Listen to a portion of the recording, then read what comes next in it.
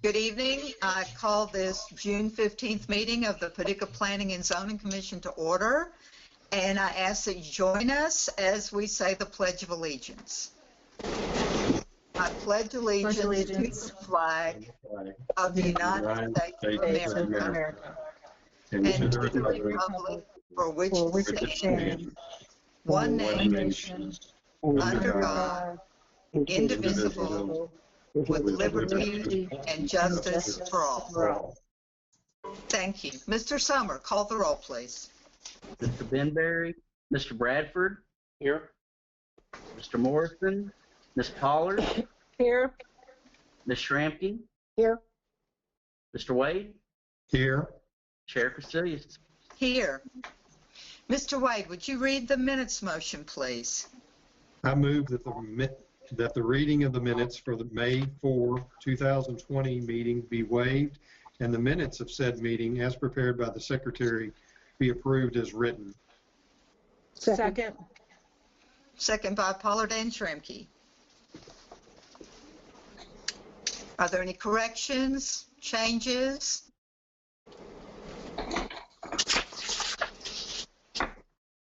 Call the roll, please. Mr. Wade. Aye. Mr. Bradford. Aye. Ms. Pollard. Aye. Ms. Schramke. Aye. Chair Castillas.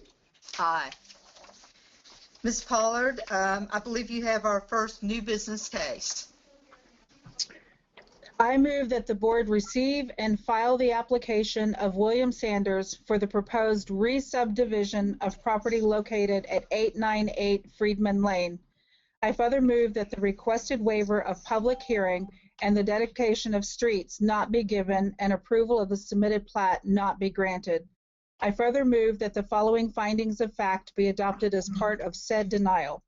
1, the creation of this lot would result in an atypical lot pattern not conceived with the original Orchard Heights plat or how the lots have developed over time, resulting in a change of character for the area. 2, there is a significant grade change of approximately 5 feet right off Friedman Lane. The removal of the existing guardrail could pose an unintended risk for motorists. 3, the creation of this parcel would not be efficient and safe development of land. 4, this site has the potential to create stormwater quality issues via erosion or stormwater blockages as a natural drainage way is just north of this site. 5, there may not be clear ownership of the parcel, such as in an LLC, which would make it difficult to find owners in the event of needed maintenance.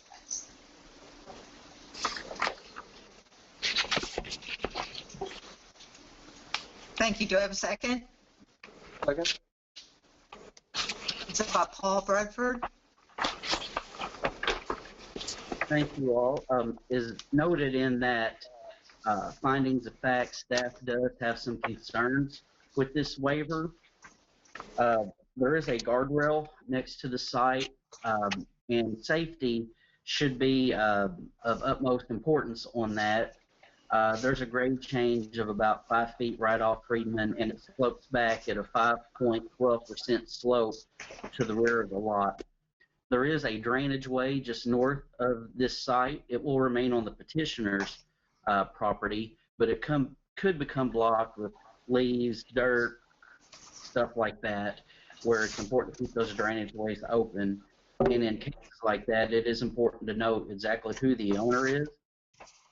So by not creating the lot, it provides some clarity on several things. And that clear ownership is maintained. It is unambiguous who physically maintains the lot. Safety of motorists remains intact. And an anomaly in the subdivision is avoided. And what I mean by that is that area has developed over time. The houses face Minnick on that side, and the house on Hickory Hills is set pretty far back. I believe it does face Freeman. The rest of them face Hickory Hills. But because of those reasons, and there's low development intensity going on in that particular area, staff is recommending denial of this plat. And I believe Mr. Tosh is also on here that would like to present some additional information. Can you hear me? Can you hear me? Yes. Yeah. Okay. I sent in some PDFs earlier today to be presented as basically background information of site conditions. Steve, could you pull up sheet 1 of those PDFs, please? Yes, sir.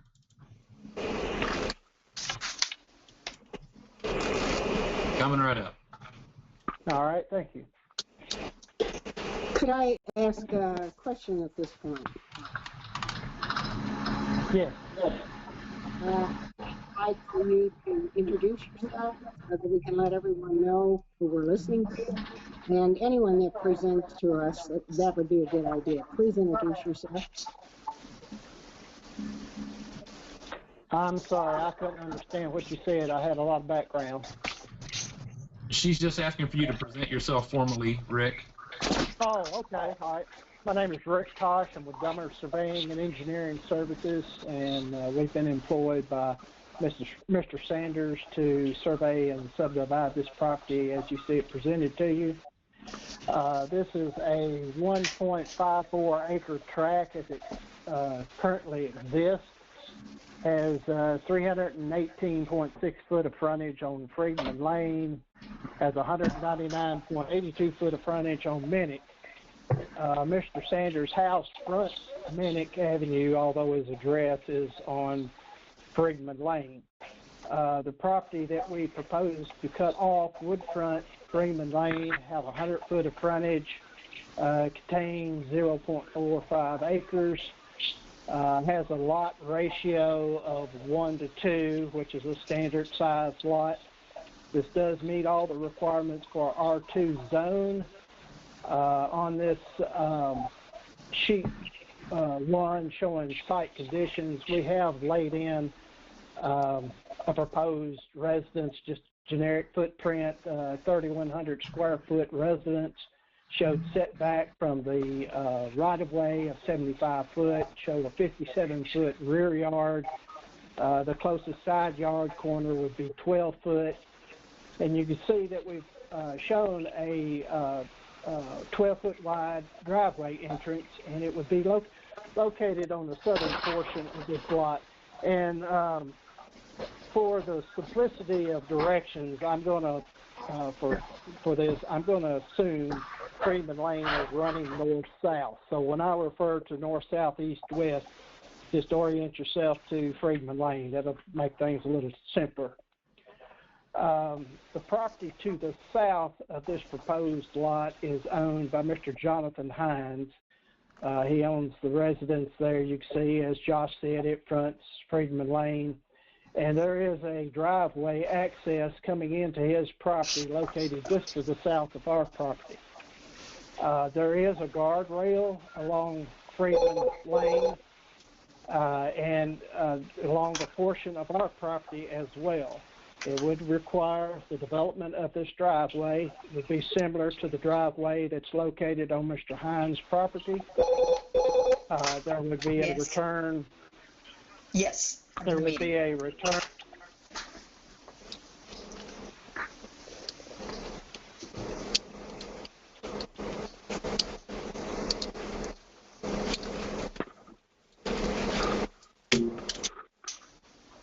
The lot adjacent to our property to the east is owned by the city manager, Mr. Arndt. His lot is 100 foot wide, which is the same as the lot we were proposing. And there is a ditch that runs diagonally along the rear of the lot facing Minnick. We have shown there on our subject property, Mr. Sanders' lot, where his home sits. He has roughly 91/100 of an acre that's north of the ditch, and that's all that's really being used with his property. The land that's located south of the ditch is just running wild.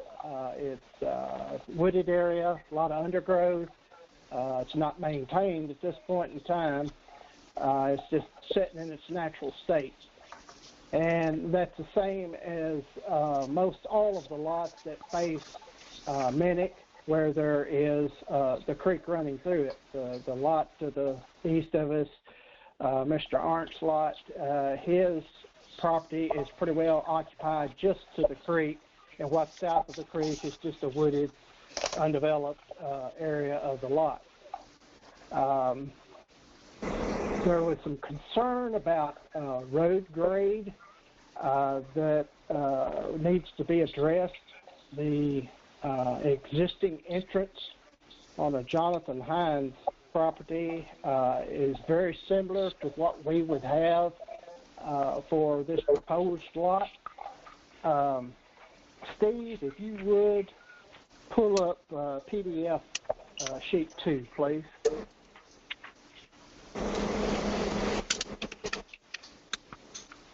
I hope you folks can see this. There's 4 pictures here showing the existing site conditions. In the upper left corner, this is a picture of the existing entrance coming into Mr. Hines' property. You can see Freedman Lane is there on your right-hand side of the photo. You can see the vehicle landing area where there's kind of a semi-flat surface there, and then off to the left you can see how the grade slopes down. This would be very similar to what you would have on this proposed lot. In the background you can see the curved guardrail that comes in and protects the slope there where there is not fill material. That would be very similar to what we would have on this proposed lot. You can see in the background the existing grade where it's quite a bit lower than the entrance. If you look at the picture to the right top, this is just panning the camera slightly to the left. You can see the slope of the driveway as it comes on down into the property. And this is all fill material. This entrance has been here for quite some time. And there's several trees growing in here along this field site. In the lower left corner of this PDF, you'll see a photograph here showing looking east into the Hines property. You can see the drive as it slopes down into his property. To the left of the drive, I've got an arrow pointing to the existing grade. It's very difficult to see, but in the shadows underneath those trees, the grade to our property can be seen. That it's at the same elevation as the Hines property is here. The photograph to the lower right is looking north, standing at the Hines driveway, and we've indicated the location of the property corner. On the left-hand side, you can see Freedman Lane, and you can see the ground slope. I've tried to indicate that by arrow as how the property slopes away from the road. Now, the property grade at the right-of-way line of Freedman Lane is approximately 5 feet lower than the road surface. But once you hit that right-of-way line, then the property has a gentle slope going to the east and to the northeast towards the drainage ditch.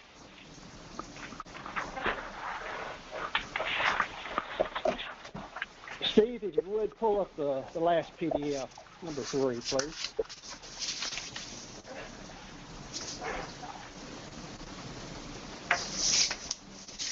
Okay, this picture, the first one in the upper left-hand corner, this is taken standing at the front door of Mr. Sanders' residence, and I'm looking north towards Minnick.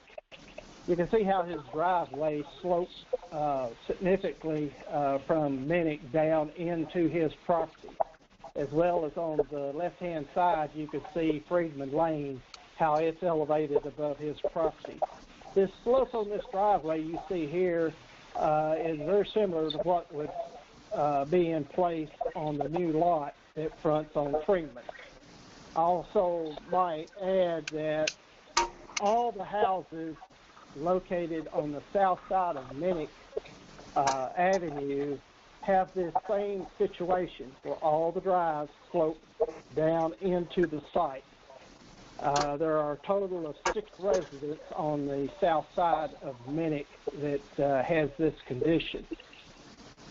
As for the size of our lot not keeping with the neighborhood, there are 3 properties located on the north side of Minnick that are anywhere from 85 to 95 feet in width and a little bit smaller in area than the lots that we're proposing. I would point you to the upper right-hand corner of this display. Quite a bit of stuff you can see there in that photograph. You can see I've got noted the Hines property to the right, Sanders property to the left. You can see the wood stake where the property corner is located, and you can see the telephone pedestal. I pointed out the pedestal because it's easier to identify and see in some of the other pictures than the wood stake is. You can see the guardrail there in the foreground. You can see how the property slopes off. It's sloping away from the road. It's at a gentle slope. If you look at the lower left-hand and lower right-hand corner of this display, you can get a better feel of the slope of the ground once it leaves the right-of-way. You can see where I've pointed out the location of the telephone pedestal and the property corner in this first photograph on your left to the ground slope, and then the photograph on the right is just panning the camera a little further around into the property. I would like to also address some of the findings of fact. The first one about the lot not being an atypical lot. I think I've addressed that we do have other properties in this immediate neighborhood that are smaller in size and in width. There are lots in here of the same width. And for his properties not fronting Freedman, we do have a lot. The Hines property does front Freedman Lane, which is what our proposed residents would do. As for the guardrail and the entrance itself, there would require fill to be placed at this entrance location to bring it up to the grade, as you saw in the driveway going into the Hines property. That's the type of driveway we would wind up with. You would have the guardrail having the return radius on it for protection of motorists for the grade beyond the driveway.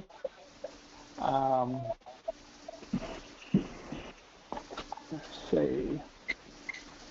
As for the stormwater issues, the property right now for the area of the proposed lot, as I said earlier, is not being maintained. A developed lot with a grass yard would not increase runoff to this drainage ditch. As it is now, with the bare wooded floor surface you have on the property, there's more potential of runoff and debris getting in the creek than it would be if it was a developed lawn.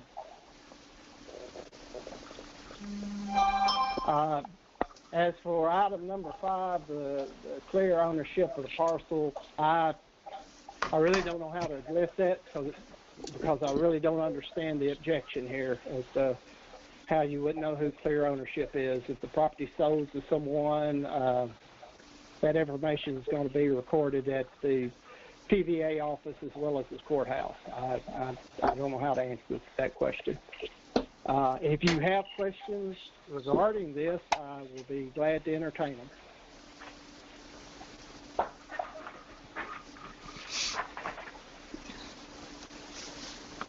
I have a question.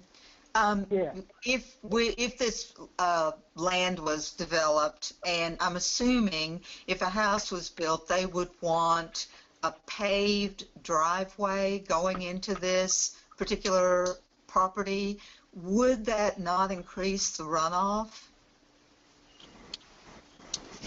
Well, what you've got is an offset.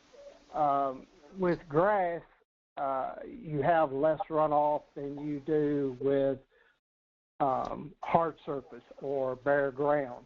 Right. And when you have a wooded situation, you don't have any grass in there. You have a little bit of debris, you have some brush, undergrowth, but you really have no protection of slowing the runoff, slowing that rate down a situation.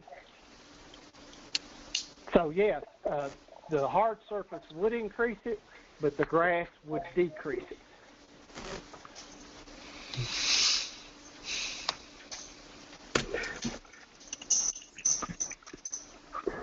So I guess I didn't understand that explanation. So will it be a hard surface? Is that what they intend to do, or will it be grass? Yes, it would be yes, they would want to put in a hard surface drive, either concrete or asphalt.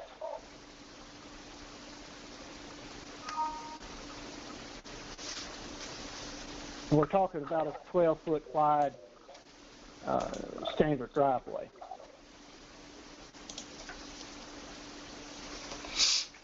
To address the safety issue on Friedman Lane, would Mr. Sanders be willing to consider granting an easement across his existing property that will remain after this advance off instead of putting another driveway under Friedman Lane? I don't know. He hasn't been approached regarding that. I don't know if that would be something he would be agreeable to or not. For is the entrance itself, it poses no site issues or site distance problems.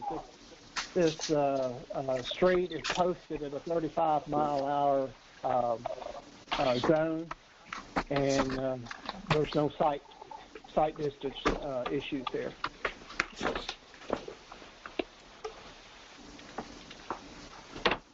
I think if people did go 35 miles per hour on Friedman Lane, we might not have such an issue, but to me the major concern is the fact that in reality people do exceed that speed by quite a bit on Friedman Lane, and as a result of that, safety of motorists is my real concern in putting another driveway on Friedman Lane.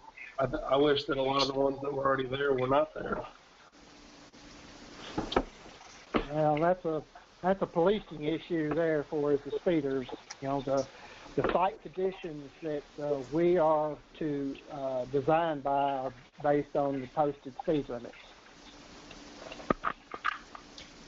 Josh, has this property had, or this change been, had opportunity to go to the engineering department? Have they reviewed this?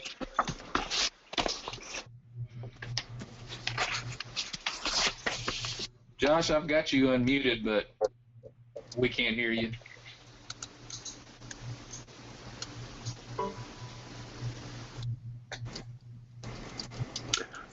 I believe Tamara is with us. Can she answer that question?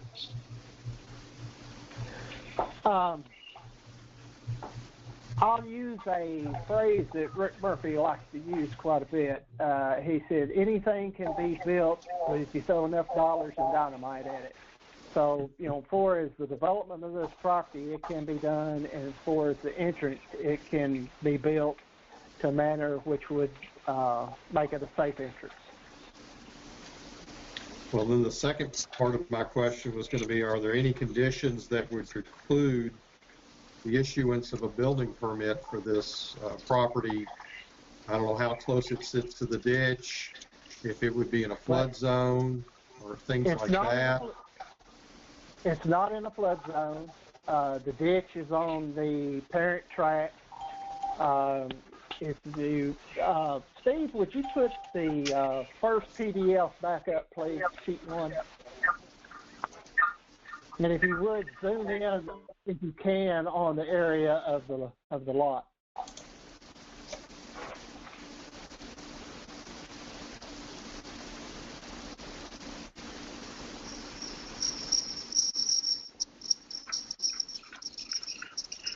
If All you right, would, Rick. bring it down to where the proposed lot is, Steve, south of that.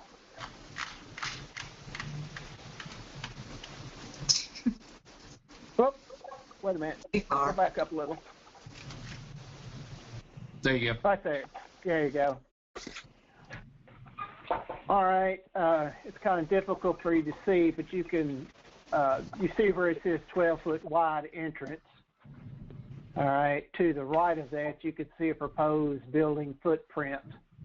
That's a just generic footprint that I put in there. It's a 3,100 square foot residence. You can see the dimension from the front of the building to the right of way. There's 75 foot of setback on the north side, which is side lot line. Your 12 foot from the building to the proposed line. And the rear yard is 57 feet from the building to the rear property line.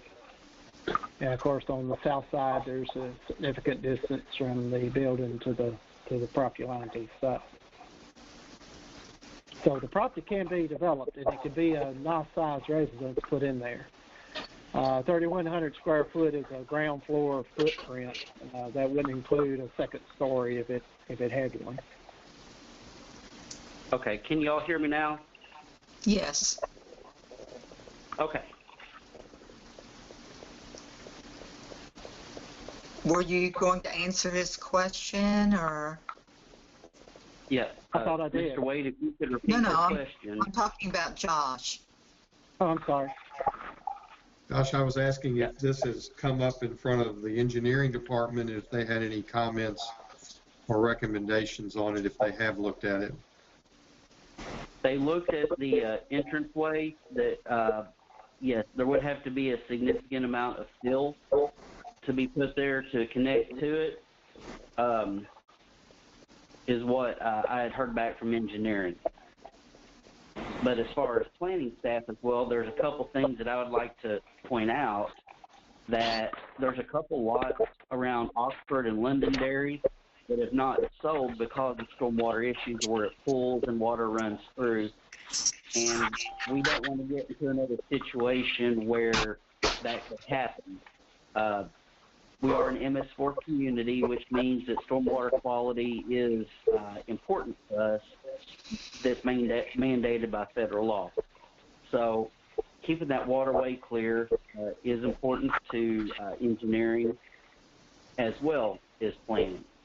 And addressing Mr. Tosh's concern about the LLC, whenever a property is put into an LLC, there's no main point of contact. It's not Joe Smith or whatever it may be.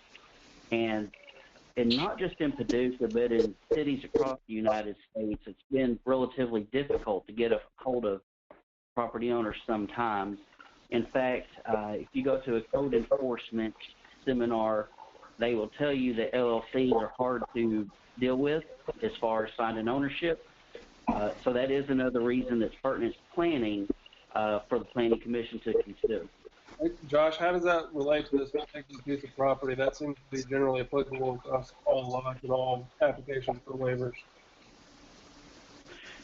Yeah, for this particular property, because it is going to be, or it's proposed to be just a wooded lot that may or may not be developed for some time, it could be put in an LLC that if it becomes overgrown to the point where maintenance is needed, or Freeman Lane starts to erode or something like that, it would be important to get a hold of that property owner. Well, it's being a residential area. I would think it would be highly unlikely that this lot would be bought by LLC. I would see it more of an individual buying it rather than a corporation. As planners, we have to look at every scenario that could happen and relay that to the Planning Commission. We just want to make sure that we're not creating a hardship for ourselves down the road. Well, any piece of property could be sold to LLC. I mean, I just don't see that as a good objection to not approve the development of a piece of property just because it might or might not be owned by LLC. The way that this lot lays in regard to the drainage ditch is what helped elevate that concern. If it was a regular subdivision lot, staff may not have been as quite as adherent to that, but because there's potential for debris to get in the drainage way, we did want to investigate that and bring that to the Commission's attention. But the drainage way is staying on the, whatever you want to call it, the parent lot, not the one that's being split off. Is that correct? Right. That's correct. Yes. I propose that we strike that from our motion and not include that in a recommendation to the board. I mean, not include that in our findings.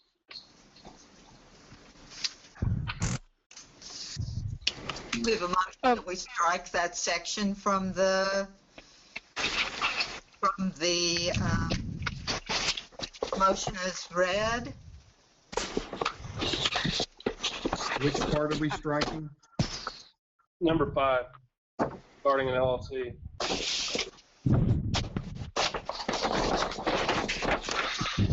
Are you looking for a second? Or Yes. I'm in agreement. Yes, I'll second. Okay, we have a second by Pollard. So now we will be voting to strike the 5th finding of fact. Does everyone understand that? Yes. Call the roll, please. Mr. Bradford. Aye. Ms. Pollard. Aye. Ms. Schramke. Aye. Mr. Wade. Aye. Chair Casillas. Aye. Now, are there more comments or questions about the main motion?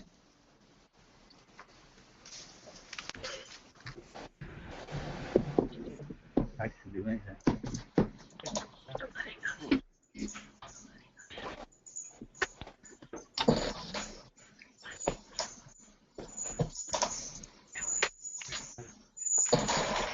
More comments or questions?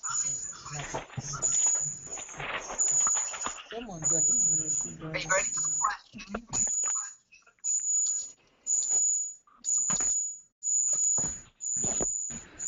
Call the roll, please. Ms. Pollard. Yes. Aye. Wait, before you vote, I should have qualified. The way the motion is written is, if you vote yes, you are voting to deny. If you vote no, you're not voting to deny. Is that clear? Yes. Okay.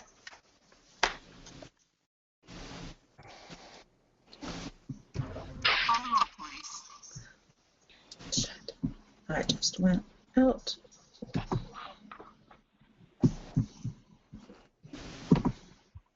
Oh, You're still on, Ms. Valerie. Pollard. thank you. Yeah, yes.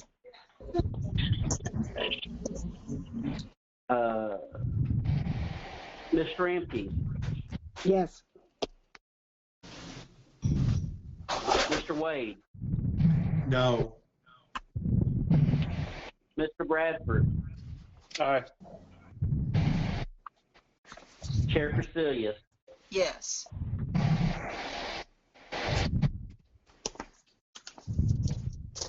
Okay, moving on to our next item of business tonight. Mr. Brett, can you read the motion, please, for 250 Valley Road? Yes, ma'am.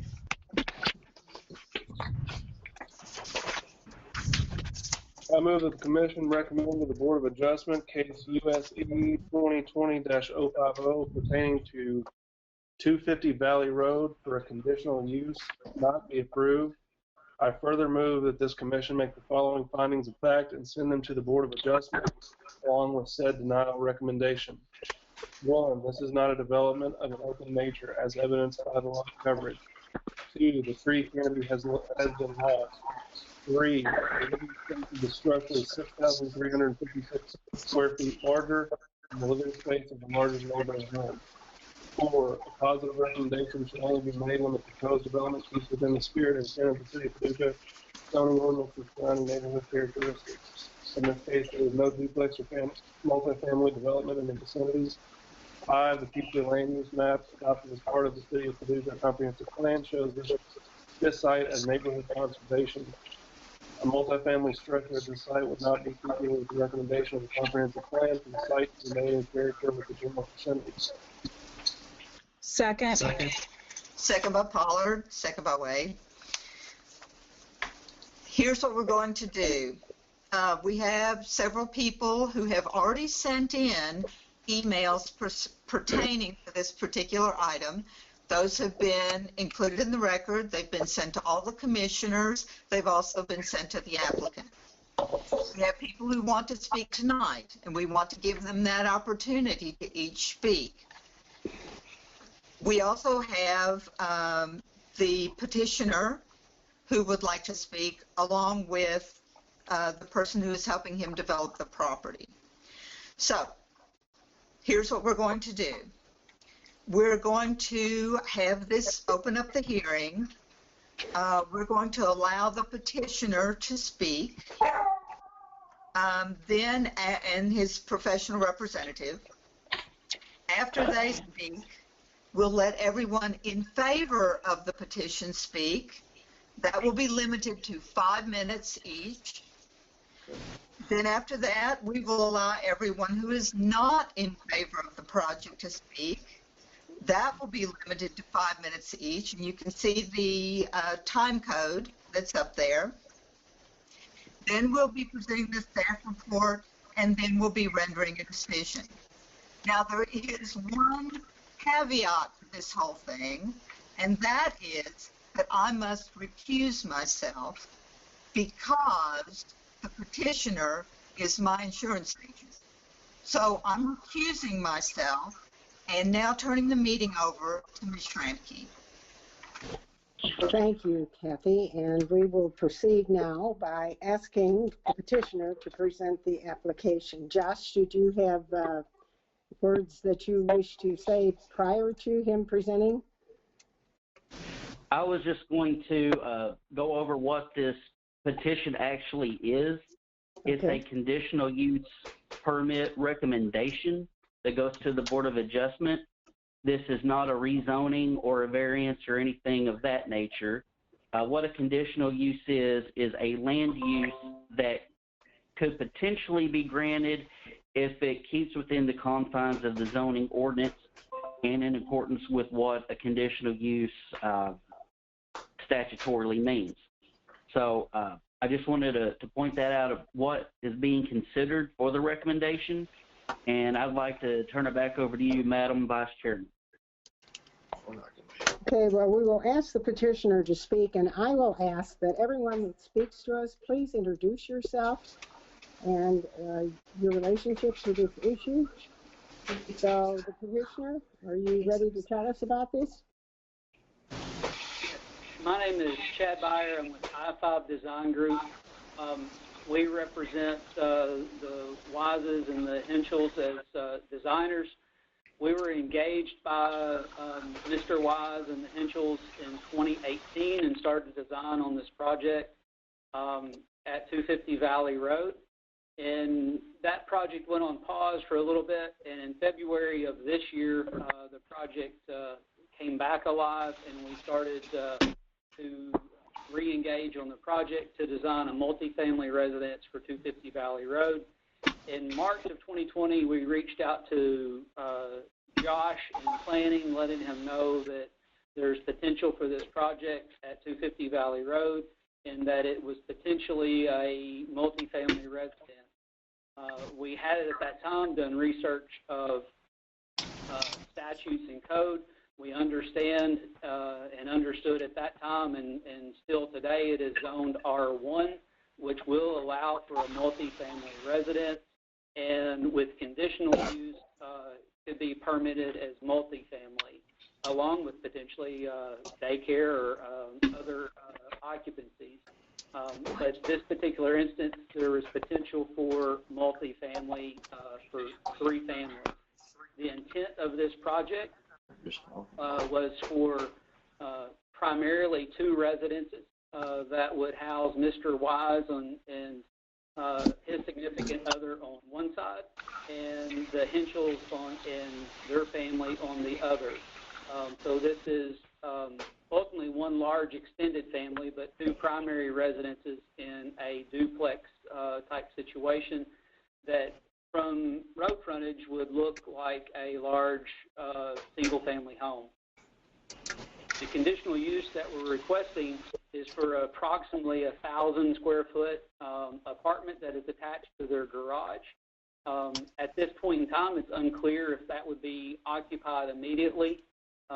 In the future, there's potential that that would be occupied by Mr. Wise's sisters, or as they age in place, potential for home care, should that be needed. And then also the Henschels have special needs children who may in the future need that residence. Through the entire process, we have engaged planning. We've researched code.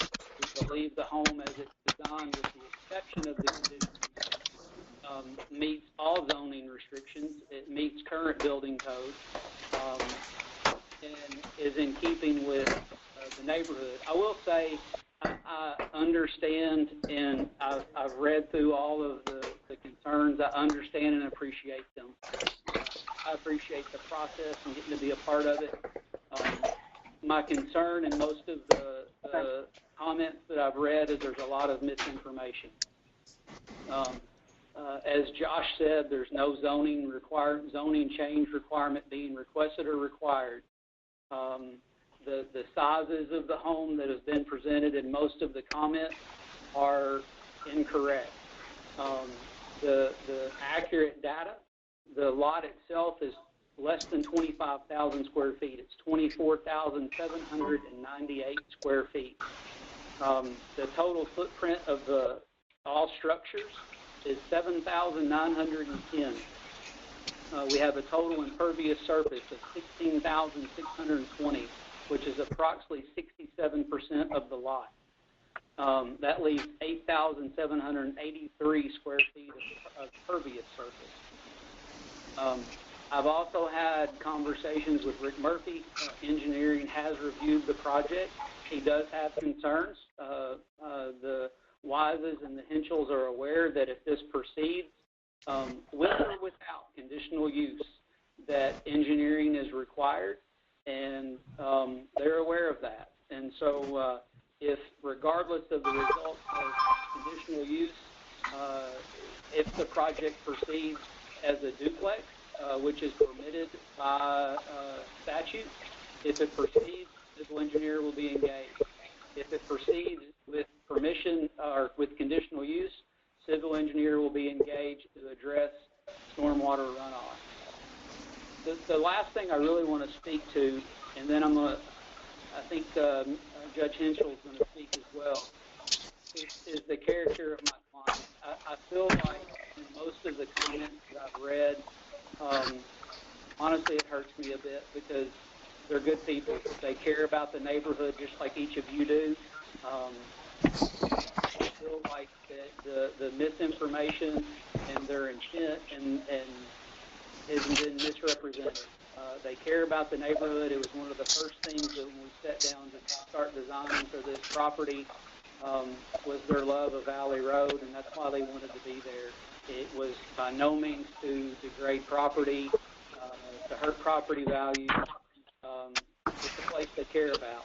And so I think that's important. Just remember, I think I'm saying this to other people that comment. Remember the human element. We're dealing with people who hope to have a home there. That may or may not happen at this time. I can assure you the intent was never ill.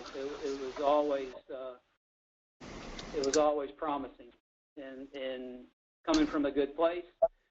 We feel like we've done our best to meet the needs of our clients and appreciate being a part of the process. And we'll see if Deanna has comments.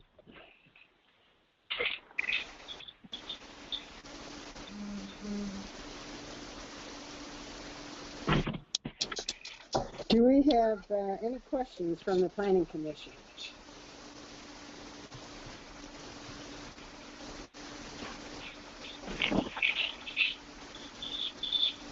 We've got a lot of clicking going on here. I assume I am being heard. Planning Commission, does anyone have any questions or comments like to discuss?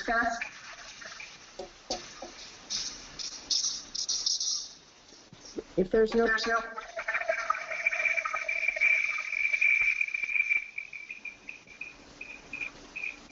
questions from the Planning Commission at this time, we're going to ask Mr. Chino, who will be moderating the time, and he will tell us the procedure of how we're going to initiate a roll call for the attendees and how this will work. So, Mr. Chino, can you explain this to everyone? Absolutely, Shramke. So we've got you in the meeting, and I can see you in my attendee list. And I'm going to need to know who wants to speak for or against so that we can get this list together so that everybody's not talking all over each other. I guess the first would be, who do you know that wants to speak on their behalf, Chad? Yes, Judge Hensel would like to speak. Okay. Judge Hensel? Yes. And who would like to speak opposed? Or just speak in general. It doesn't matter what you're standing in. We need to get you on this list so we can call you out. So far, I've got Judge Hensel wants to speak either for or against. I can also see a lot more people, but they may be here for another one. Let's see. Thomas Finsky would like to speak as well, so I'm going to put him on the list. All right, so far I've got Judge Hensel and Thomas Finsky. Yes. Steve, this is Tamara Tracy, and I just want to help facilitate here a little bit. If you cannot speak or be heard, try the chat in the right-hand side of the screen and indicate that you want to speak to this petition. Otherwise, if you would take the time to mute your microphone, everyone would be able to hear better. And that includes the commissioners. If you could mute your mic, because we're hearing all the keystrokes and all of the breathing. George Surk, I'd like to speak. All right, George, I've got you on the list as well. This is Stacy Blankenship. I would like to speak. Yes, ma'am.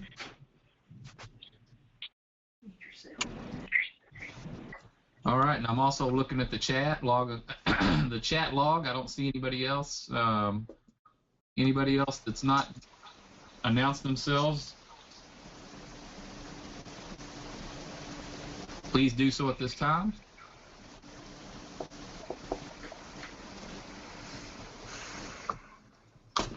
All right, going once. Let me pull the timer back up. So first on my list, in no particular order, only in the order that they answered. I've got Judge Hensel. Judge Hensel, can you hear me? Yes, sir, I can. And I'm afraid I perhaps should have spoken up before you started the timer on behalf of the applicant. I think that Mr. Byer intended on me following him. So I hope I don't go over 5 minutes. I have something written, and I don't anticipate lasting too much. Judge, you're a little difficult to hear. You could speak a little louder. All right, is this better? Just lean in a little bit, and we should be able to pick you up better. My face gets awful big the closer I get. That's okay. All right. Is this better? Much better, thank you. Yes, ma'am. Thank you. No, I still can't hear her. She's not coming through very clear at all.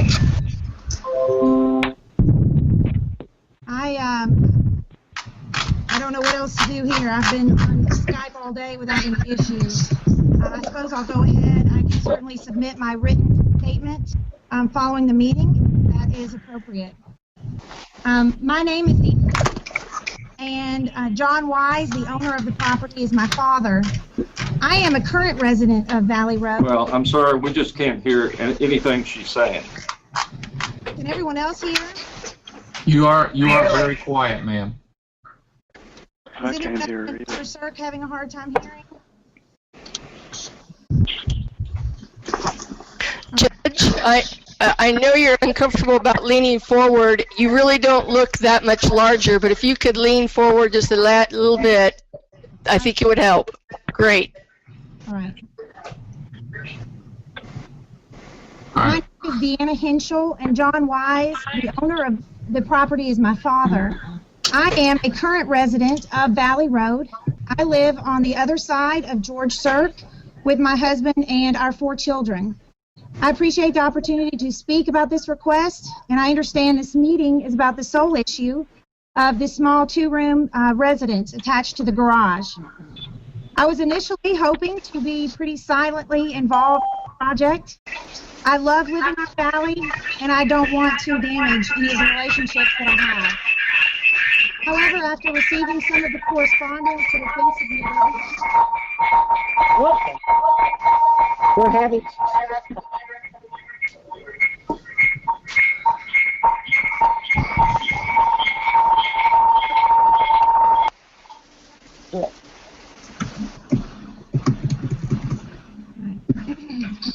After receiving some of the correspondence that has been submitted, I would like to say a few things to my neighbors and many of you, my friends.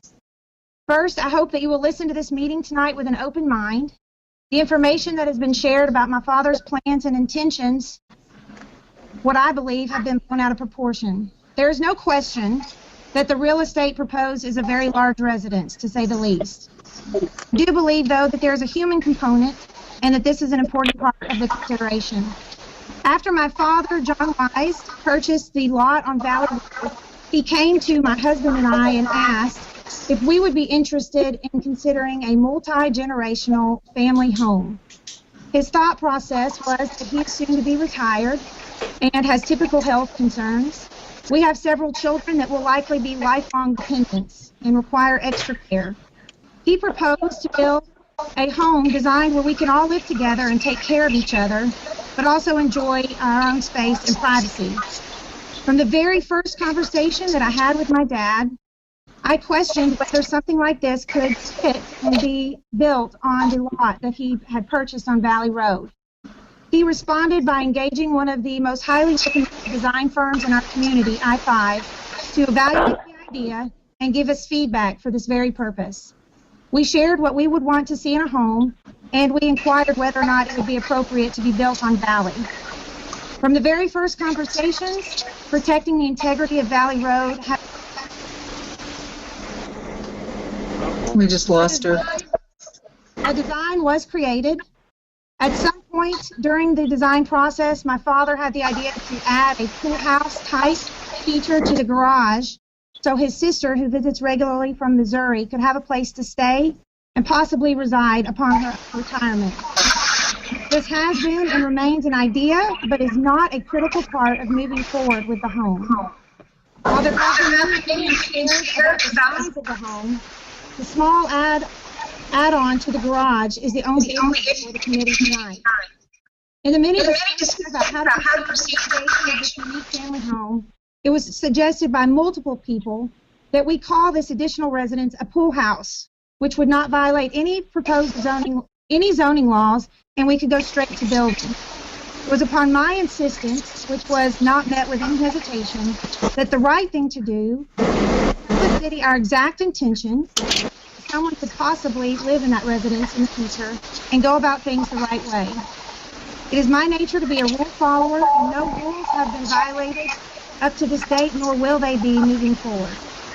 This procedure to file the conditional use was to file the conditional use permit, and that's why we're here. All we can do is ask. If it's denied, it's denied. The intention in asking for a conditional use permit has always been to just go about things the right way, to not deceive anyone, to not manipulate the zoning rules that are there for this, and we could have just done what we wanted. The process has become very intense, and I perceive hostile, and I regret that tremendously. Whether these 2 ramps are added or not, some of the feedback that has been given will be taken into consideration moving forward. We do not want to see Valley Road ruined either. I respect the zoning laws and everyone's right to have an opinion. I just ask the opinion to be based on facts and not angry suppositions. The residence is currently intended for 8 people.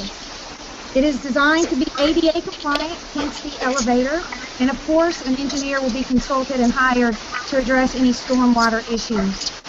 It is estimated by the time my aunt might want to move to Paducah, 2 of my children would be off and living independently. It has always been our intention to do everything within our power to build a family home that would not stick out like a sore thumb on Valley Road. It has also been our intention to follow all zoning and building codes and procedures. For every letter that has been submitted objecting to the granting of this conditional use permit, I have seen a neighbor show support.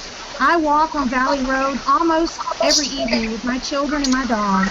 I've had numerous neighbors approach me and ask me what's going on, and I show pictures, and I've shown house plans, and I've been met with encouragement.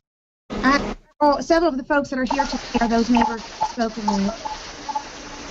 This project was taken on with the very best of intentions to create a family home on a wonderful, loving family street. It happens. I plan to be a good neighbor and a good resident of Valley Road, hopefully for the rest of my life. I love the street, I value friendships, and I appreciate your time. Thank you.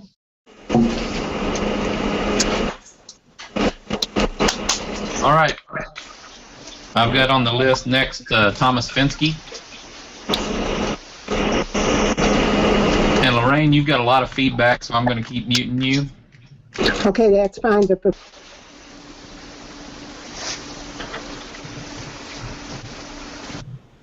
think we lost.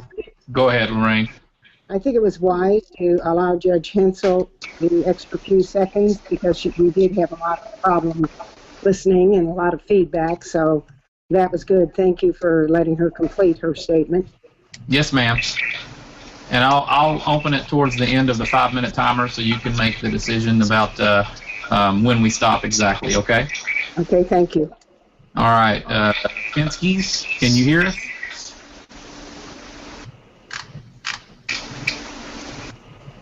What about now, Fensky's? Yeah, we can hear you. All right. Whenever you all are ready, I'll start your timer. Okay. I just have a few questions. I'll introduce myself, and then we can go from there. I'm a retired structural engineer, a college professor. I've been doing structural engineering for over 35 years. Quit because my eyesight and my hearing is just not as good as it should be. Nevertheless, the walkway bridge over the Ohio River in Louisville, I did that. Actually, my students and I probably changed the skyline of Louisville. So my questions are really more about the scope of the projects. I'm not exactly sure. First of all, according to the IBC, the International Building Code, 3 residential system is not allowed in an M1 code, and it is. So I don't know who the I5 guys were, but it is not allowed. unless there's some kind of arrangement where you can have duplexes are allowed, but not three residents are allowed. So that's just a little point. But my concern is just the size. I'm not against having the multiple family residence at all. I'm not against any of that applications. I'm more concerned about the details, and the plan that you've shown there is just a preliminary plan. It's just a plot. And normally I haven't been able to see that well. But I would be just concerned about the magnitude, water distribution, water runoff, and actually some small details as far as the number of different signs required. And the reason would be that would be important is for trash pickup, billing for those things, actual services, water runoff. There's just some concerns, and there's just not enough detail without having some information. And I just don't know what that where that information is. I've seen a lot of people publish some papers and stuff, and I just haven't got enough that I could actually make an intelligent, informed decision. So I don't want to say I'm against it, but I'm absolutely not for it with the information that's currently available. It's just that simple. Yeah. Thank you, sir. That's all I have to say. Thank you, sir. We appreciate your input. Steve, would you like to proceed with the next person that wishes to speak? Yes, so the next on my list I've got, Ms. Schramke, is George Sirk. And let me make sure he's unmuted. George, can you hear us? Yes, I can. All right, sir, introduce yourself and I'll start your timer. My name is George Sirk. I live at 260 Valley Road with my wife, Lana. And appreciate the opportunity to come and speak with you all. So, Chairman Schramke and the rest of the commissioners, I appreciate the opportunity. But I want to voice my strong opposition to the proposed project at 250 Valley Road. It's adjacent to my property, and we have heard different versions on the exact size.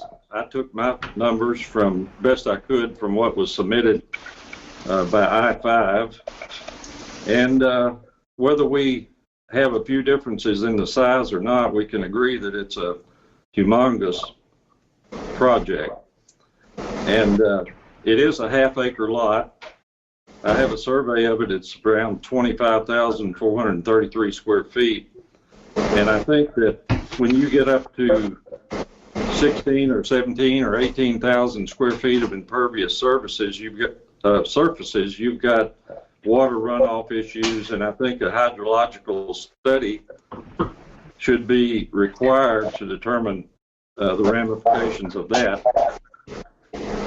Lana and I have lived in our house for 35 years, and this massive compound impacts us significantly. But I maintain that the crowding, this gigantic compound on a little lot in the middle of Valley Road will have negative and lasting impacts on the entire neighborhood. Traffic will be increased from the 8 to 10 or 12 people that might be living there, and the 4 to 6 cars that will occupy the lot.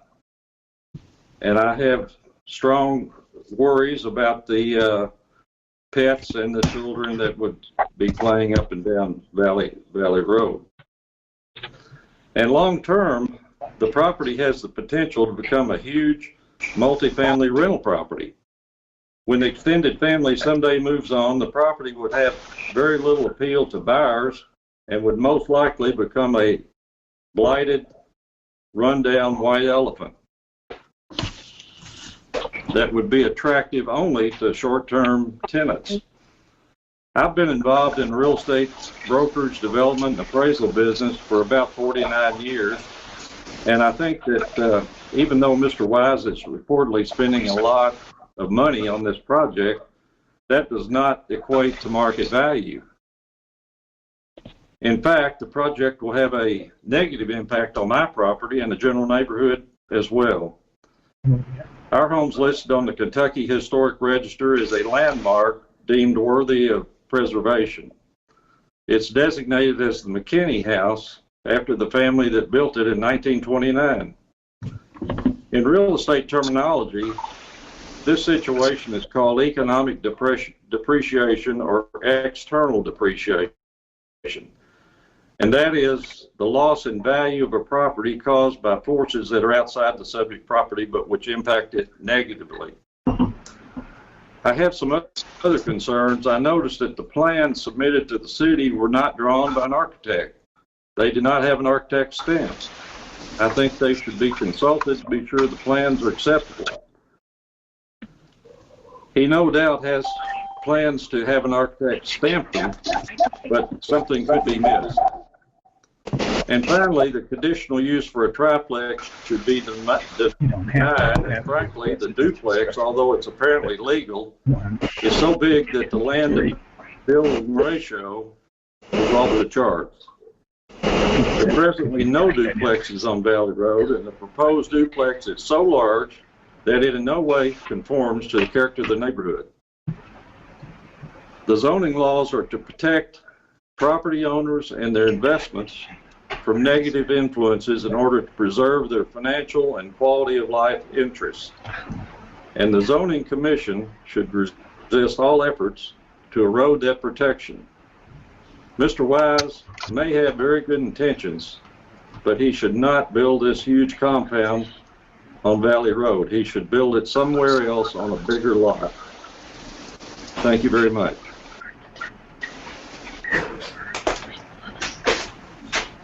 Thank you, Mr. Cirque. We appreciate all of you that have come to give your opinion. It makes it much easier for us to make a decision when we hear from the people involved. Steve, you have another presenter? We have one more that spoke up previously, and that is Stacy Blankenship. And I'll make sure she's unmuted so that she can speak. Steve? Yes. Yeah, she should be good. On the computer because I had to call in. Oh, okay. My audio, so I don't want there to be some feedback on it. From the code. Hold on just a second. Let me mute the Finskys. They're bleeding over. All right.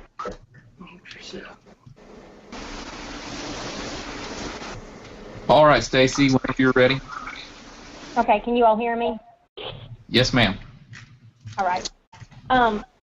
I'm Stacy Blankenship, and my husband and I live across the street from the proposed lot. And we've only lived here for a couple of years. We actually attempted to purchase that lot when we bought this property in the hopes to honestly just keep it in the condition that it's in, or it was in prior to the trees being removed. And so anyway, needless to say, the fact that anything's going up across the street has disappointed us, but certainly we are disappointed with the proposal here. There is nothing about this to be personal at all, and I certainly appreciate Mr. Wise and Judge Henschel's position on this for sure, and it is not personal, and I do not want them to think that we're challenging their character in any way, shape, or form. We're not. This is just a matter of us buying a lot across the street and hoping that we were going to be able to live in this house for the rest of our lives looking at woods instead of this particular proposal that we have. Needless to say, our concerns are, not just that, but the fact that it is, I understand that a duplex is allowed in the R1. But even if it's just a duplex, it seems to be a rather large project to be taking up so much area of that lot, and there certainly has to be some runoff issues, I would think. But also the fact that it is going to be a proposed triplex is a conditional use, so it does require, as you know, your approval, and we would hope that you would deny that request under these circumstances. We had invested a lot of money in this house when we bought it. It needed a lot of investment in it, and we are in the process of working on a lot more money towards making the house what we hope to be our home for the rest of our lives. But unfortunately, this may make us reconsider that, just because it will end up having, a lot more people living at least right across the street from us than we had expected, certainly. And definitely if there's going to be a triplex there. My concern is that if my husband and I do live here for the rest of our lives, which is our plan, that at some point in time this property would be, short-term renter type issue. It would not always, I can't imagine it would always be a situation where they have just the family living there under the circumstances. I'm 50, so I hope that I've still got a lot of years in me, and I don't want to be in a position where I've got short-term renters living across the street from me in my retired years. So between that and the fact that this will significantly impact, I believe, our property, I agree with Mr. Stark that I think that, you can put in a lot of money into a building across the street from me, but the issue is not how much you spend on it, it's the value of it under the circumstances. And I feel like that it is going to affect our property value significantly, and that definitely concerns me, given how much money we have invested in our home. And how much money we intended to invest in our home under these circumstances. So clearly, when the zoning laws were passed in Paducah, there was a requirement that anyone having an R1, R2, or in R3 had to have a conditional use permit for a multi-dwelling such as this. So the founders of our zoning laws understood that there were negative impacts that could occur from multi-use family dwellings such as this, and that's why these properties should be protected. We're in R1, so we certainly should be the most protected. And my concern is not only for me, but just for our city, that if you can allow it to occur in R1, where would you not allow it to occur? I don't think that you could turn down any other property requests under these circumstances if you allow it on Valley Road. I appreciate you all giving us the opportunity to speak, and we just ask that you vote to not recommend this to the Board of Adjustment. I appreciate it. Thank you.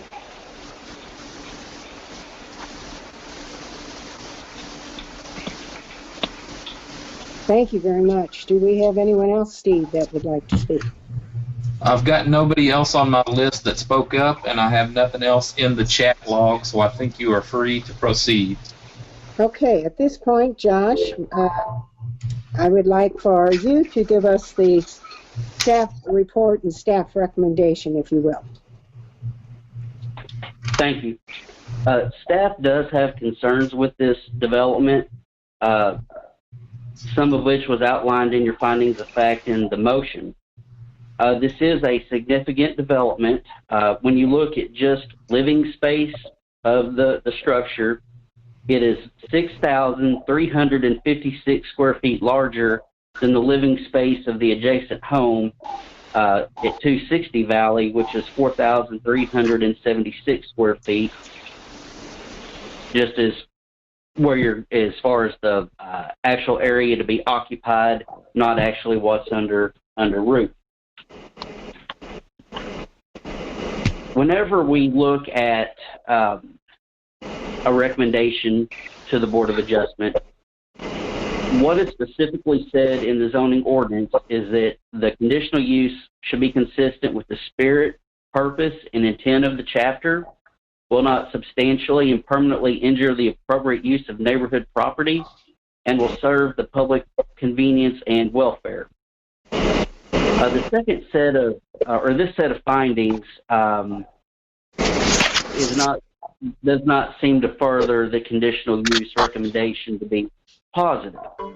The future land use map shows this area to remain neighborhood conservation. What that means is that no intrusion should be allowed which would disrupt the character of the neighborhood. And what that specific character is larger lots, extensive tree canopy, and generally low impact use. there will be a two-car garage, or I'm sorry, a two-car carport and a four-car garage that's indicated on the site plan, which shows at least 6 vehicles will be generating traffic from the site that is not consistent with the character of Valley Road. When you look at the open space versus structure, the nearest structure that covers a particular percentage of a lot is at 265 Valley Road, wherein 22.97% of that lot is occupied by a structure and 77.02% is open space. So 77.02% is what you can expect. It is the minimum that you can expect to see of open space in that neighborhood, being grass, trees, flowers, whatnot. Where in this case, it's approaching 50% of structures versus open space. Staff does feel that this would be an anomaly in the neighborhood, and a goal of good planning and zoning is to facilitate an environment where property values can grow and residents' investments are protected from intrusions that are not consistent with the area. Staff would like to point out that there are no multifamily or duplex developments on Valley Road at this time, nor on Country Club Lane in that particular block. So staff does feel that this would not help to serve the public convenience and welfare because of the potential devaluation of property values, increased traffic generation, and extensive lot coverage. Staff would like to reiterate the findings of fact, and staff's recommendation is for a negative recommendation to the Board of Adjustment. Findings of fact that staff would like to state and to be passed along to the Board of Adjustment is that it is not a development of an open nature as evidenced by the lot coverage because it's in an R1 zone. The R1 zone is Paducah's least dense zone where you can expect to have a larger lot with larger setbacks and things of that nature. The tree canopy has been lost. The living space of the structure is 6,356 square feet larger than the living space of the nearest neighboring home. A positive recommendation should only be made when the proposed development keeps within the spirit and intent of the City of Paducah zoning ordinance and surrounding neighborhood characteristics. And as I stated previously, there are no duplex or multifamily developments in the vicinity. And the future land use map, which is adopted as part of the City of Paducah Comprehensive Plan, shows this site as neighborhood conservation. A multifamily structure at this site would not be keeping with the recommendations of the Comprehensive Plan. So, staff is recommending a negative recommendation to the Board of Adjustment. And that concludes my report. Thank you, Josh. Okay, I will ask the Planning Commission if anyone has any questions, comments of anyone that has spoken. Is there anyone that would like to address any of these issues? I would like the opportunity to respond to a couple of items that were brought up. I don't know, I'm just saying, asking his personality. I think he should move to the end. And build a big mansion right down at Lorraine, did you hear that? Chad? I did not. Chad says that he wishes to respond, the petitioner. Absolutely. And I think you said you would give the petitioner 5 minutes for a response. Absolutely. Thank you. All right, Chad, I'm going to give you your 5 minutes starting now. Okay. I just have a couple of things I want to respond to. One, to clarify or counterpoint to the area of structure versus area of the lot. I think it was indicated that 265 Valley Road was, what, 30%? And that we were roughly 50%, is that right? And so we're actually sitting structure, Josh, at approximately 30% of the lot. If we look at impervious area, it is different. We're looking at closer to 67%.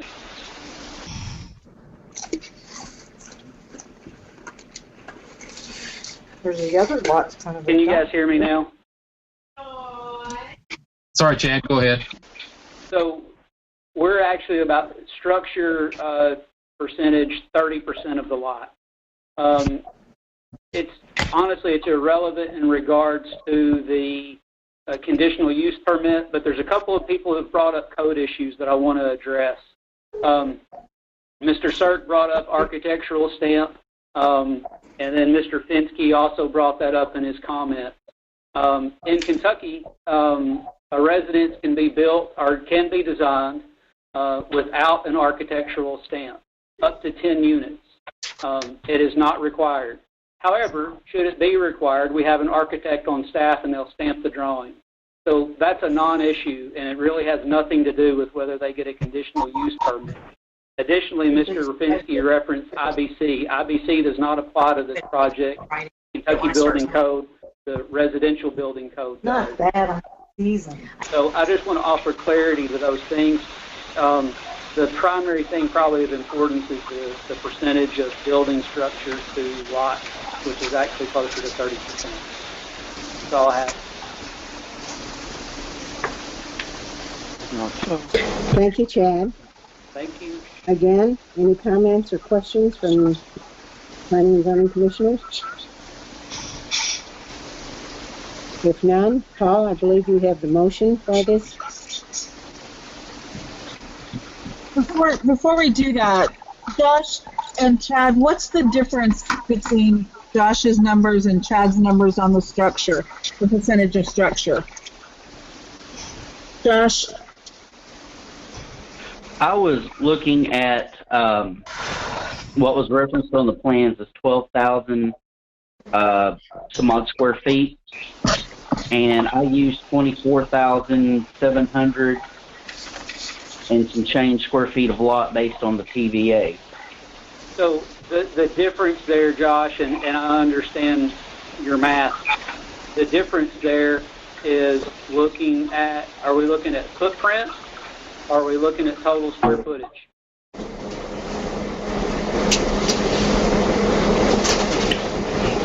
Which one of you is going to explain? For 265 Valley Road, do you have total square footage, or are you looking at footprint?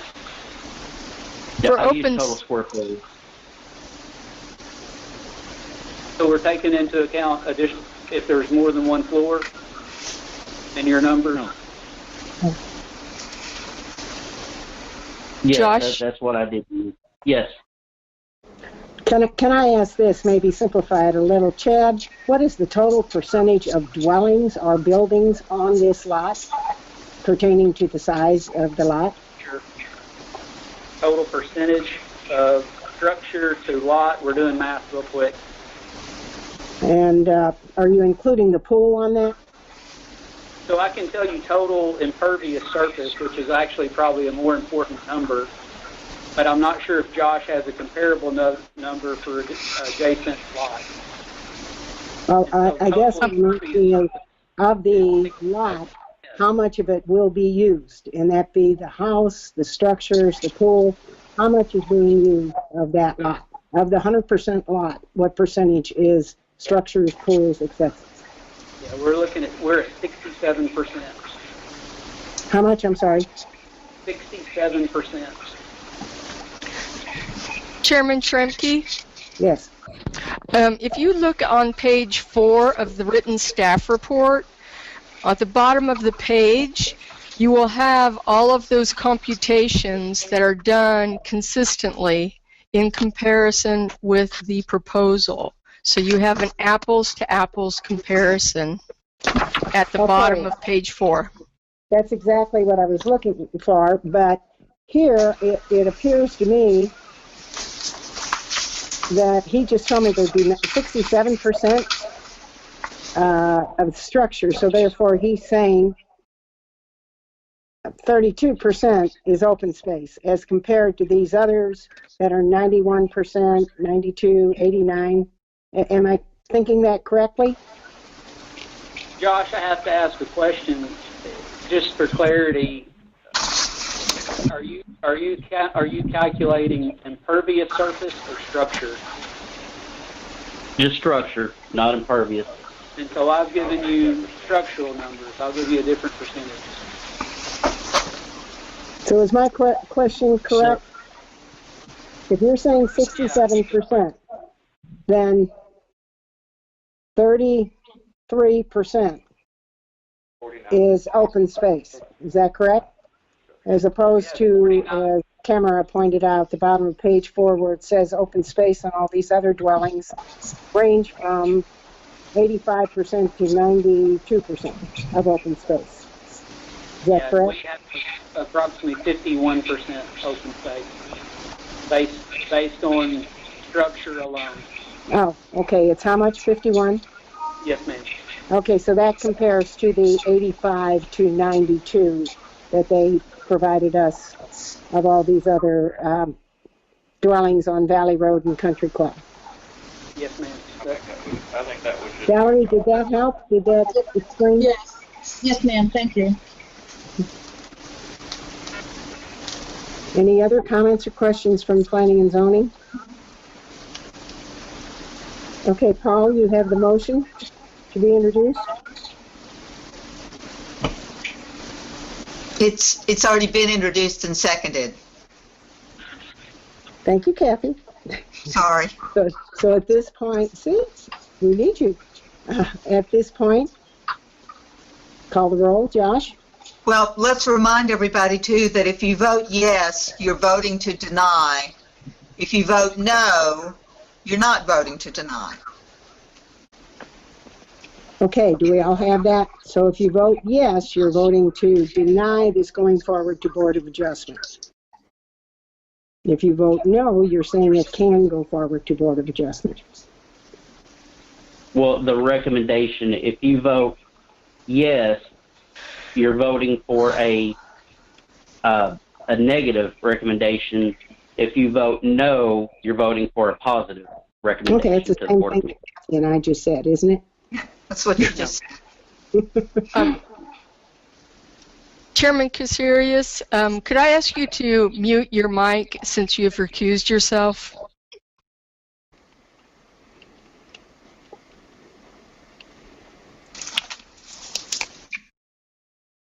So a vote yes means we will deny.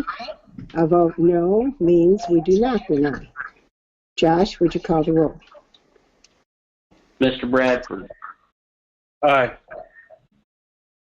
Ms. Pollard. Aye. Mr. Wade. Yes. Vice Chair Shramsky. Yes.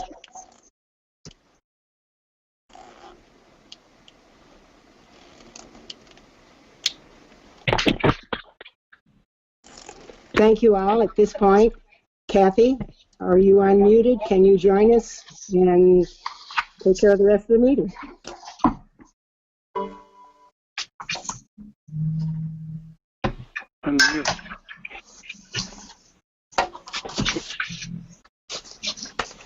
Do we have Kathy? All right, she is unmuted, but She was just there. yep. All right, Kathy, try it now. Have you got yourself muted, Kathy? Because I've got you unmuted.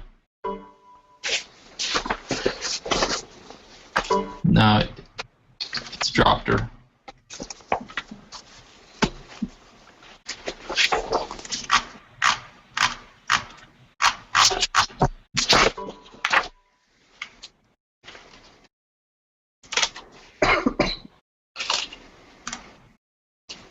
All right, try again, Kathy. Yeah, I think you're going to have to leave and get back in. I don't know what happened, but it's dropped you. Well, we'll wait a minute for her to rejoin us. All right. And while we're doing that, let me go ahead and get, there won't be any, or there may be, I don't know, on your next item. What number is that? the Commerce Drive. If anybody is wanting to speak on that one, will they either put it in the chat or tell me right now so that I can make a note of that?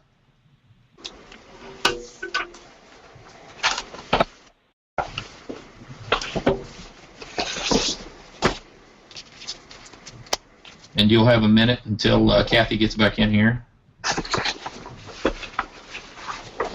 And then also, if you will, while we're doing that, if you will also put in the chat that you wish to speak for the Park Avenue, let me know, and I'll put that on the list.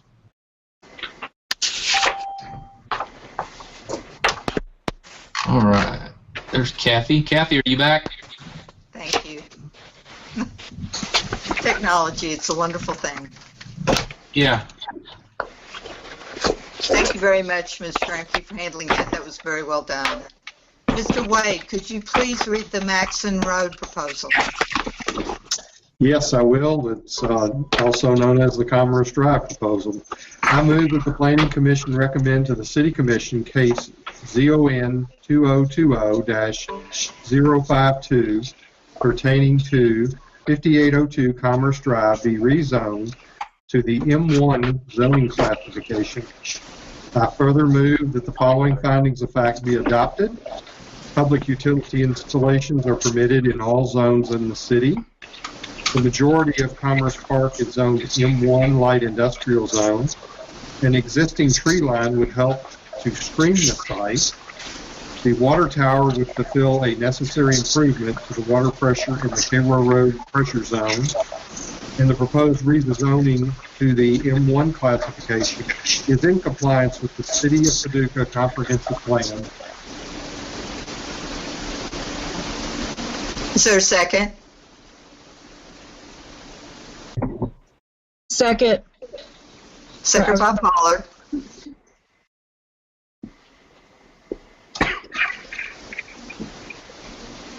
The confusion on the address came in on this. It was originally introduced as 3924 Maxon Road, which is what the PVA has listed. However, there is an alternate city address that's based off Commerce Drive. And since this is a site within the city limits, we was asked by the engineering department to change that to our city address. So that's whenever the new motion follows. But this is a 16.38 acre site that's being proposed to be rezoned from R1 to M1. This area was annexed in October of 2002. Whenever a property is annexed into the city, it comes in as R1 low density residential, and it does not get changed until a rezoning petition is received. And that has not happened since 2002. And since we have a new development, being the water tower being proposed for the site, the rezoning was requested. As far as the statutory requirements based on KRS 100.213, it is in compliance with the City of Paducah Comprehensive Plan. You'll notice in your staff report that that area is zoned light industrial on the future land use maps. As far as the specific proposal for this site, the water tower is proposed to be between 170 to 180 feet tall and contain 1 million gallons of water, which will help to enhance the pressure along Cairo Road and in that general vicinity. The primary means of ingress and egress will be on Maxon Road, and upon approval, a waiver of subdivision plat would follow to create the 1 acre site for the water tower, plus establish an ingress and egress to the existing ingress and egress to Maxon Road. And since it is in compliance with the City of Paducah Comprehensive Plan, staff is recommending a positive recommendation to the City Commission.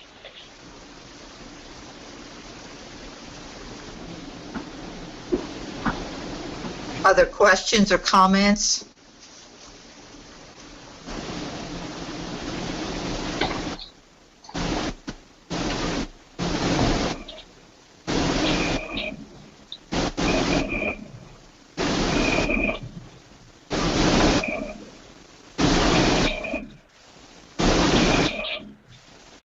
I see our representative is here from Paducah Water. Do you have any comments you would like to make? Yes, thank you. My name is Jason Peterson. I'm the engineering manager with Paducah Water. And just very briefly, Paducah Water has 5 pressure zones. And this tank is going to be proposed in the only one of those pressure zones that does not have elevated storage. This Cairo Road pressure zone serves the mall area and essentially everything north of 60 and west of exit 3. So this would greatly enhance our ability to serve the Industrial Park West area, West McCracken, which is a consecutive system, and also support any industrial development towards the triple mega rail sites. So we've identified this project in our capital plan in December of 2019 that was approved, and we've coordinated with GPED, and IDA has been very cooperative and see the mutual benefit in constructing this very valuable asset within an existing industrial park area. And we'd appreciate your positive recommendation. Thank you very much. Are there questions from any of the commissioners? Hearing no questions, call the roll, please. Mr. Wade? Aye. Mr. Bradford? Aye. Ms. Pollard? Aye. Ms. Gramke? Aye. Chair Castillas? Aye. Ms. Schramke, you have the Park Avenue proposal? I do. I move that this commission receive and file the application of Benjamin and Judith Green and MEM Chef Properties, LLC, for the proposed re-subdivision of property and ingress easement located at 3500, 3510, and 3530 Park Avenue. I further move that the requested waiver of the public hearing and the dedication of streets be given, and that approval of the submitted plat be granted. Second.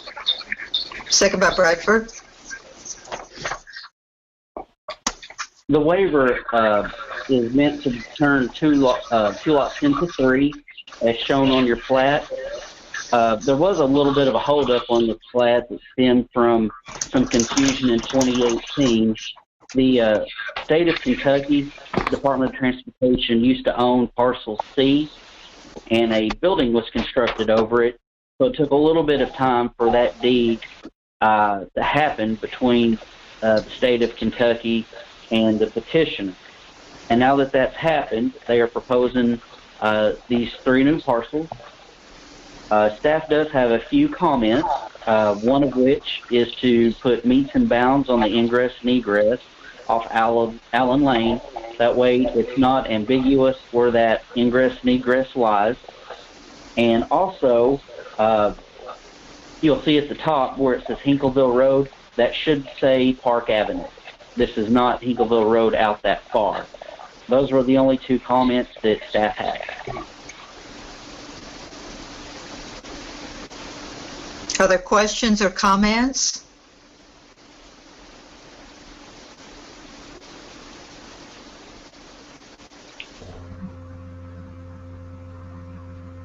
Questions or comments? Hearing none, call the roll, please. Ms. Schramke? Aye. Mr. Wade? Aye. Mr. Bradford? Aye. Ms. Pollard? Aye. Chair Castillas? Aye. If there is no other business to come before the... If we could address old business before we adjourn, please. Sure, absolutely.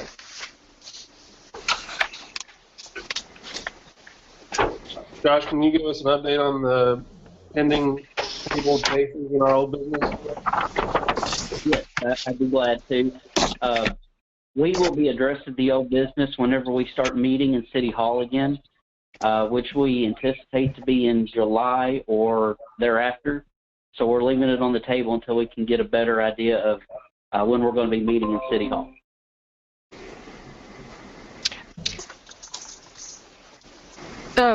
Commissioners, I'd like to interject. This is Tamara Tracy. I'm sorry I don't have a video camera. The reason we really wanted to do these amendments when there was a more easier and natural interaction with the public. We thought that it would happen sooner than what it is happening. So what we would like to do, because to be quite frank, I don't know when you're going to be able to do these meetings completely in person and when people will feel comfortable in participating while they're in person.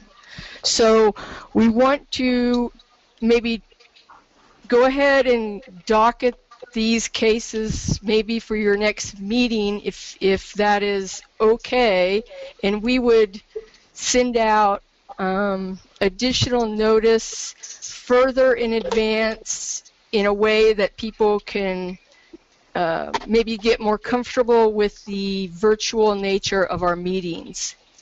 Because as you can see, after tonight's hearing, it can get a little unwieldy when you've got 30 and 40 people on there.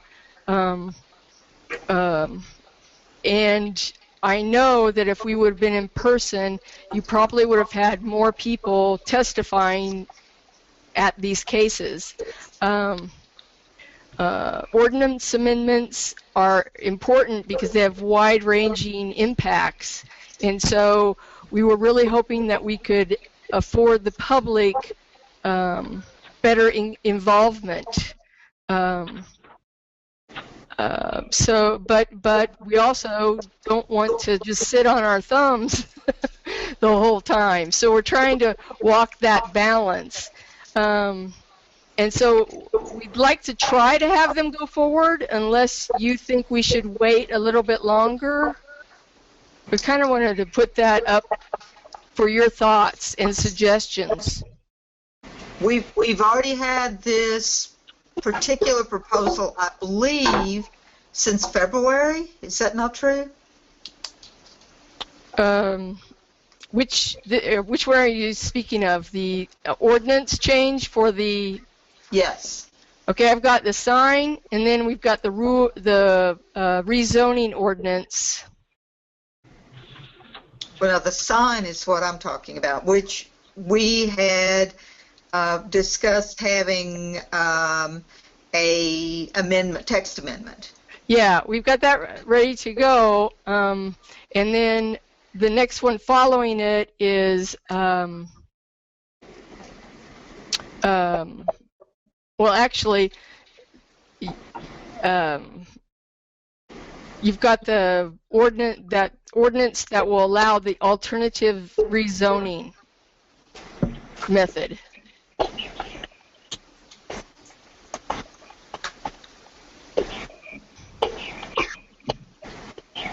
So if you're okay, and if you're okay with that, we can docket it for your next hearing. Yes, please. Okay. And the alternative rezoning.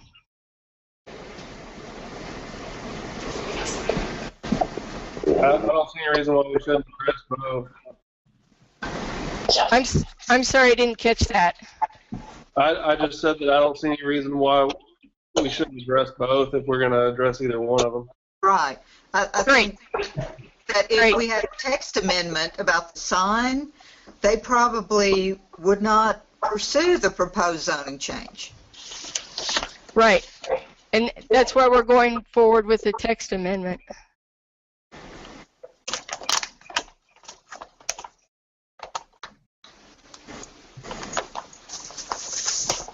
Thank you for that, Dave.